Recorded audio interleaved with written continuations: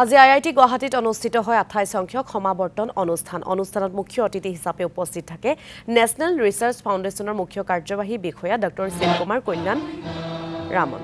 সমাৱৰ্তনত উচ্চ শিক্ষা প্ৰতিষ্ঠানখনৰ মুঠ 2266 গৰাকী শিক্ষাৰ্থীক প্ৰদান কৰা হয় সন্মানীয় ডিগ্ৰী। লগতে সোণৰ পদক প্ৰাপক 4 গৰাকী কৃতি শিক্ষাৰ্থীক প্ৰদান কৰা হয় বঁটা। সমাৱৰ্তনৰ পাছতে সংবাদমেল সম্বোধন আইআইটি গুৱাহাটীৰ সঞ্চালক doctor Devendra জলিহালৰ।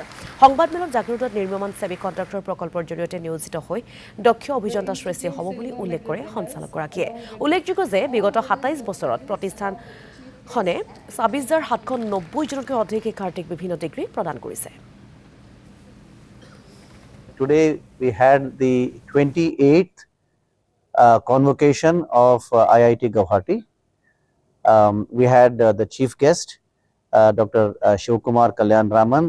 He is the CEO of Anusandhan National Science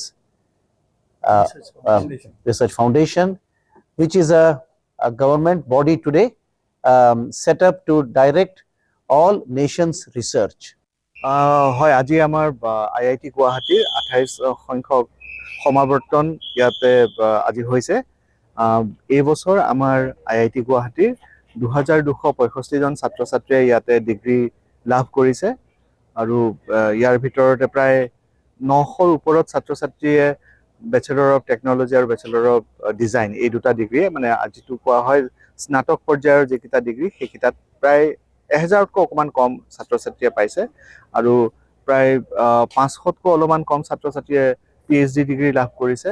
বাকী মাষ্টাৰ্ছ বাকী যিখিনি আছে সেই 2265 বাকীখিনি আপোনাৰ মাষ্টাৰ ডিগ্ৰী তাতে MA MSc আপোনাৰ MTech আছে তাতে MDes আছে তাতে MS ৰিচাৰ্চ আছে ঠিক তেনেদৰে আপোনাৰ এই 2200তকৈ ওপৰৰ ছাত্ৰ ছাত্ৰী ইয়াতে ডিগ্ৰী লাভ কৰিছে।